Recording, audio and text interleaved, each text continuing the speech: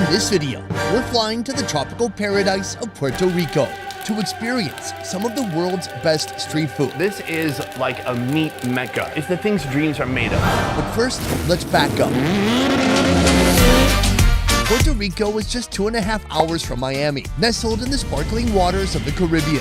Even though Puerto Ricans are U.S. citizens, they have a completely unique culinary identity all their own, one that you won't find on the mainland.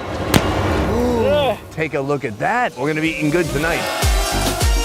Today, my good friend Oro and I are on a mission to hunt down the most mouth-watering Puerto Rican classics. You know what's crazy? This is a personal dish. Some deep-fried delights made with skill and precision. Whoa, I've never had anything like this. This is like a tostón in steroids, man. All the way to a magical meat paradise, perched atop a mountain, smoking hundreds of pounds of sausage each day. You seem very familiar with this action. I used to have a lot of practice, not anymore. But first, a hearty breakfast in San Juan, the bustling capital of this island. Some call it a pork tomahawk, others a saddleback chop. Many know it as chuleta can-can. Chuleta can-can. It's a big pork chop. It has all the fat on top. We slice it, so when you deep fry it, it all pops up. It looks like can-can skirt. Typically, this meat is soaked in a flavorful mixture of salt, pepper, garlic powder, paprika, and oregano for several hours before it's boiled. Then it's plunged into the sizzling depths of the deep fryer, transforming into crispy golden brown perfection. If you were hoping for something lighter for breakfast, you came to the wrong place. Here at La Vergüenza, Edgar handles his meat the way most locals like it. So Sonny's gonna have the can-can pork chop along with some fried green plantains. Plantains are very popular in the Caribbean. We fry them, then we smash them, and we fry them again, double fried, so it makes it a lot better. The creation continues with a comforting serving of Puerto Rican rice and beans. Mampostear rice, what it means is leftover rice. You don't want to throw that away, so you dice some peppers, some onions, some garlic, you mix it with the white rice, the beans, stir it all the way up, season it a little bit more, and you get this kind of rice, which is kind of loosey and gooey. It's perfect. Once everything is ready, the rice takes center stage along with some greens. Then the pork chop makes its grand entrance, adorning the plate like a crisp golden brown crown. Finally, some slices of plantain to finish it off. Wow. What a way to start. We're not shy with the meat here. No, we're gonna work our way up to the meat, but this right here is the plantain, the beloved ingredient in Puerto Rico. Let's try it out. Oh, you did already. Yeah, sorry. It's crispy, it's starchy, but it doesn't have a ton of flavor. These dishes are very rich, so by being starchy, it helps to balance the rest of the meat. Right here we have beans and rice. Actually, it looks a little bit like a paella. Right, And I think that's where the root is coming from. This is like straight up comfort food. Very well seasoned. There's some fresh herbs in there, savory, salty, delicious. You get a little bean action every once in a while. I like the use of onion. Give it some sweet but also spicy flavor to it. Oh, that's really good. That's really addictive. Alas, we have our meat. I'm not even sure where to begin. Now, there are two main components to the pork chop here. One, the whole thing has been fried, and here on the outside, you've got some crispy skin or chicharron. Then the other component inside would be that succulent meat. You know what's crazy? This is a personal dish. Yeah. So I've got some skin, I've got some meat. Cheers. Whoa. Fuego. That skin, super crispy, delicious. It's a little crackling crispiness. Right after that, subdermally, a layer of adipose tissue, also known as fat. And then finally, protein, a more dense bite that pairs well with the other elements. It's good. Well, I will translate your bourdain to a more mundane way to say it, which is like 3 layers. One is more chewy, I would say. One is more juicy, and one is more crunchy. And all of it together, Very yummy. yummy, yummy.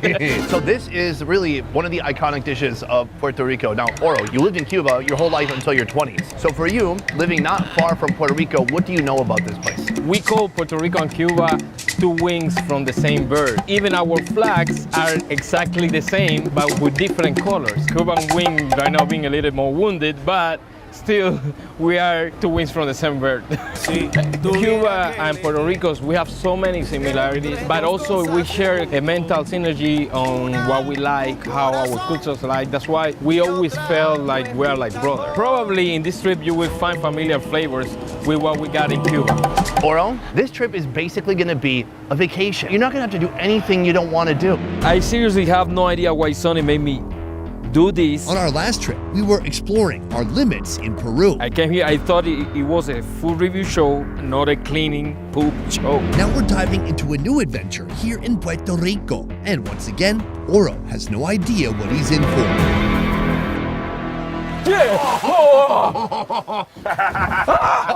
Why are you backing up? Go, get up there. Well, I don't really trust you, but let's see. Well, maybe you shouldn't. But I can tell you this, today, we're gonna be trying a lot of food. We're gonna get a crash course on what it is to eat Puerto Rican style. Sorry, Puerto Rican style. You ready? I'm born ready. Let's move. Let's do it. At our next street food stop, just on the edge of the city, we find ourselves in Loíza, a beach community pulsating with dynamic expressions of African roots. And at Kiosco El Barracoa, against all odds, they're combining beef with fruit to make a top-tier street food. Oh my love. Man, you really can't stop eating it. But first, a fried filling stuffed fritter. Our cook, Zaraida, whips up a dough canvas made from a soulful blend of green banana, taro, annatto oil, garlic, and a clandestine mix of local spices. Now, onto the filling. A fresh hunk of seasoned crab meat. At last, the raw fritter is dunked into the sizzling depths until it hits a golden brown crescendo. Estamos en el pueblo de Loíza, es frito y es hecho a leña, la cual la comida puertorriqueña, muchos no es a comida a leña, que esto es lo más típico, la leña. O sea, la tradición de generación en generación. Served with pique, a Puerto Rican-style hot sauce, and it's time to dig in. Oh, muchas gracias. This is like a little salsa? It's a little bit of hot sauce. Wow, that one's pretty intense. I was too confident with it. Joining our midday meal, our local fixer of this Puerto Rican series, Kenneth Vidal. What do you like about this place? The crab is fresh. They pick it up early in the mornings. They go to the mangroves right behind here, and they just prepare all of the crab, the meat, and then just start stuffing it. So that's crab meat on the inside? Ooh, holy crab. Cheers. Full of flavor. Tons of juicy crab. It is super heavy. It's like insanely fried. I love it. Can you feel more the banana flavor on it? A little bit, yeah. It's like the last echoing screams of a fruit. Beyond that, I'm really digging this. You know, I rocked up here and I'm like, oh, okay, everything's just fried. But there's some complexity to this. It takes some skill to put something like this together. It's very inventive. When you mix it with the hot sauce, it's really outstanding. It's got a lot of pop. Really hot, man. So the woman in the kitchen, she was saying this is Loiseña food. Yeah. What does that mean? Loíza is a town here. They hold strong to their African tradition. In colonial times, when sugarcane ruled this region, Africans first populated this land as slave laborers. These days, those with African roots make up 7% of the island's population, contributing their unique culinary craftsmanship, music, and recipes. This is, in a way, part of the USA, but I didn't know if it would seem like American food, if it would have a completely different culinary identity. How would you describe Puerto Rican food? Puerto Rican food, it's Caribbean food. You know, we're aunties. We have a mixture of cultures. We have a little bit of our Spaniard influence, and then you have our back roots from our African roots, and also our indigenous culture, those Taínos. So it's a little bit mixture of all those tribes coming together. That's why you have our rice, you have your beans, and then you have like these fritters, especially like here in Loíza. Like that's more like African culture. Speaking of food, what is this? Pionono. To me, it's more of a beer, yes, yes. It is, yes, yes, yes. Back in Spain, pionono was a sweet treat, a pastry with spongy cake layers and a creamy filling. Over here, pionono has taken a slide toward the savory. Slices of fried plantains are wrapped around a flavorful, seasoned ground beef mixture. Top it with a coat of flour and egg batter known as masa, then hit the hot oil for a crispy sizzle. Seal the deal with another batter layer, flip, and fry. Oh my love. Whoa, I've never had anything like this. Me neither. I remember you love ground beef, so this must be a feast for you. Wow, it's sweet, it's savory, it's meaty, and just absolutely dripping with grease. It's a great combination of textures too, because the outside is so crispy. That plantain, it tastes like it's almost caramelized, but then inside you have that soft minced beef. This is like a tostón in steroids, man. So good. It's like a Puerto Rican sloppy Joe. Yeah. My fingers are glistening from oil. This can't be everyday food, is it? No, this is drinking food. Normally, you come here, this is a surfer community as well. They go, grab their waves, They've been all day outside. They come over here, maybe grab a brew, have one of these, and you're good. You're good for life. Kenneth, how long have you lived in Puerto Rico? I've been in Puerto Rico for 30 years. I want to talk a little bit more about Puerto Rico and actually what Puerto Rico is, because I think it's confusing to a lot of people. Is Puerto Rico a country? It's been described as a unincorporated territory. What? Well, this is a nice way to say that we're not a colony. Puerto Rico is an island in the Caribbean that was colonized by Spain and colonized by the United States. We're self-governed, but we have the watchful eye over because the government gets loans from the United States, so they always there to make sure that we're good and stuff like that. That you're in debt? Seriously in debt. Even though it's part of the USA, Puerto Rico has its own flavor and identity beyond its beaches. It's very important to feel independent anywhere you are, anywhere you come from. So we just keep it proud and we show everybody what we got. The mix of Spanish, Taino, Caribbean, and African influences has created a distinct culture. But still, Puerto Rico grapples with a complex mix of challenges and connections to the mainland. One, we don't have our own independence. Marketing-wise, we can't make business with other countries. Everything has to be through the United States, and there's a Don't Act for export and import, which makes everything more expensive. 95% of our food is imported. Oh, wow. Being dependent on food imports has its own risks. This reliance could mean food shortages, and it could hurt some local businesses. But some places, like Puerto del Mar, offer locally sourced food like this. El restaurante está abierto hace más de mínimo como 30 años. Nací aquí, me crié aquí. Siempre hemos vendido pincho. These are known as pinchos, the Spanish word for spikes, representing one of the island's most renowned meat skewers. Los pinchos son una comida rápida, una selección rápida para la gente cuando está en la playa, come, se va, una comida accesible, no tiene que esperar. The journey begins by skewering succulent chicken thighs, marinated with a vibrant mix of fresh garlic, white vinegar, adobo criollo, achiote, and sazon. El pollo viene de Puerto Rico. Then comes the smoking hot show as the meat hits the charcoal. The sizzle and pop create an audible symphony, teasing your senses with the irresistible aroma of their homemade barbecue sauce brushed on top. Dime, ayúdame ahí, la comida puertorriqueña con sabor, no es sosa, sabrosa, buena, y vas a encontrar muchas cosas diferentes para comer en Puerto Rico. When the meat firms up to perfection, it's served with toasted garlic bread and even more barbecue sauce goodness.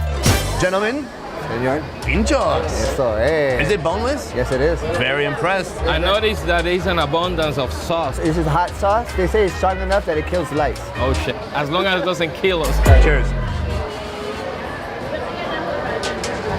Bro.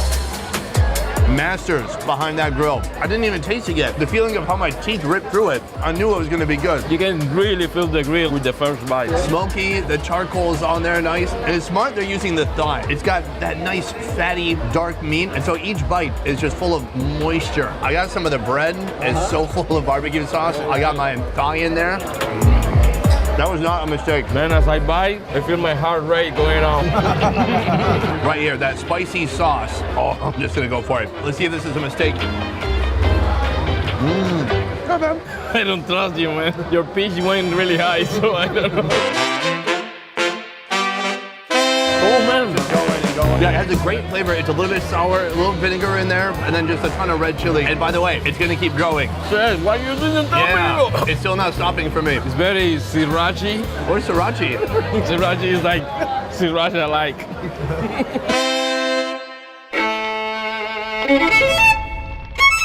Some say cavemen invented smoked meats. Well, if so, then Puerto Ricans definitely perfected the process. An hour outside the big city, heading inland and uphill will get you here. El Rancho de Don Nando, a smokehouse that's mastered this craft for over 40 years. Here, the echoes of ancient traditions blend with modern expertise. It's also some damn fine drinking food. Meet the owner's son, Hector Lopez. Everything here is my dad's idea, Don Nando, that's their name. One day he just killed a pig, smoking himself, and people around here driving, they stop, and that's how it started.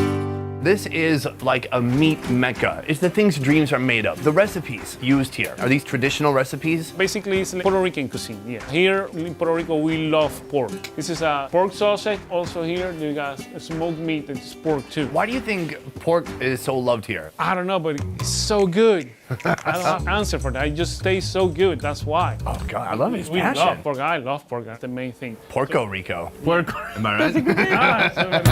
The sausage making process kicks off with the pork. grinding it up with the perfect ratio of fat and protein. I use like black pork or wild pork. White pork. They have white pork supremacy. No, it's not like that. Following that, the flavor bomb. Introduce a mixture of homemade seasoning.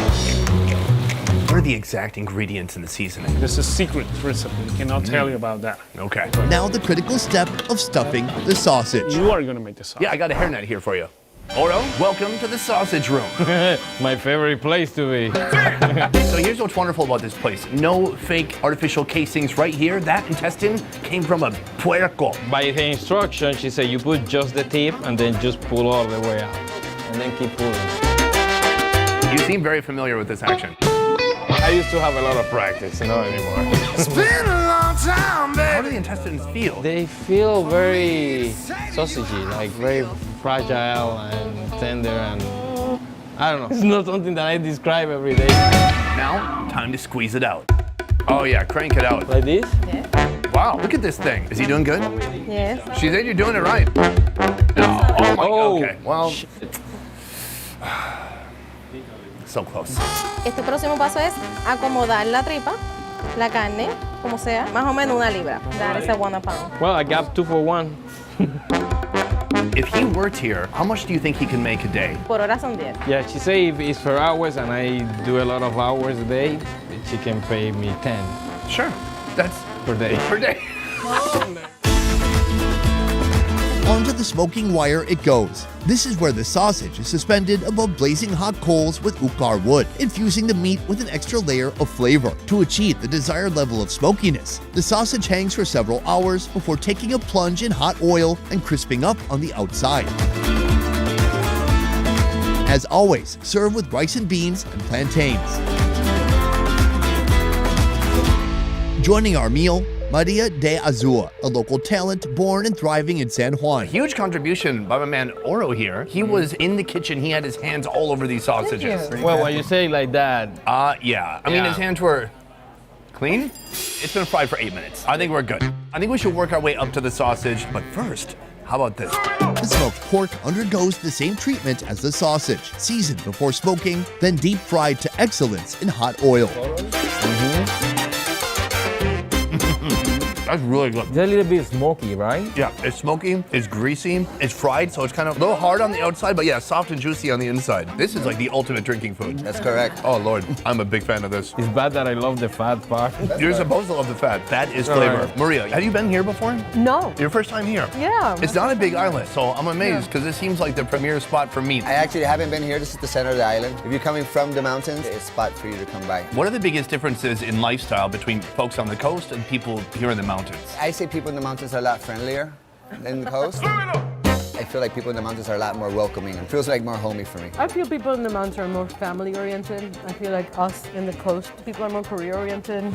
Right here, our next food, the food we've been building up to, the pork sausage. Man, this looks so much better than when I was making it. Yeah, I don't think this is the one that you made. I think that maybe got discarded, maybe donated to Goodwill. Man, you could have just...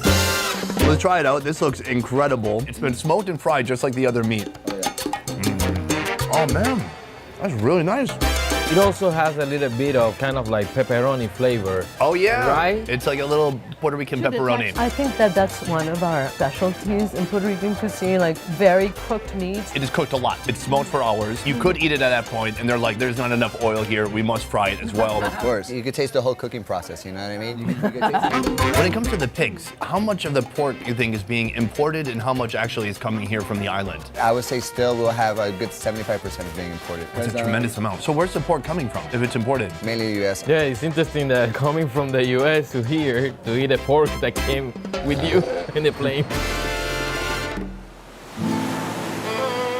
There's this fascinating relationship between the USA and Puerto Rico, and one that I'm still trying to understand. Do you think living conditions in general are better here or in the USA? In the States, of course, we can acquire a much higher quality of life immediately. It's a lot easier to make everything happen. There's more Puerto Ricans living in the States than Puerto Ricans on the island, actually. And a lot of more Puerto Ricans are still look up north, like as that's hope. That's where we can progress, and that's where you can grow. So why are the people who stay here choosing to stay here, including both of you? As an artist, I just like the chaos of being home. And also I have a child. He was born in the States, So he's American. I wanted to raise him here, so might as well give him something that he can remember and properly understand, you know? What about for you?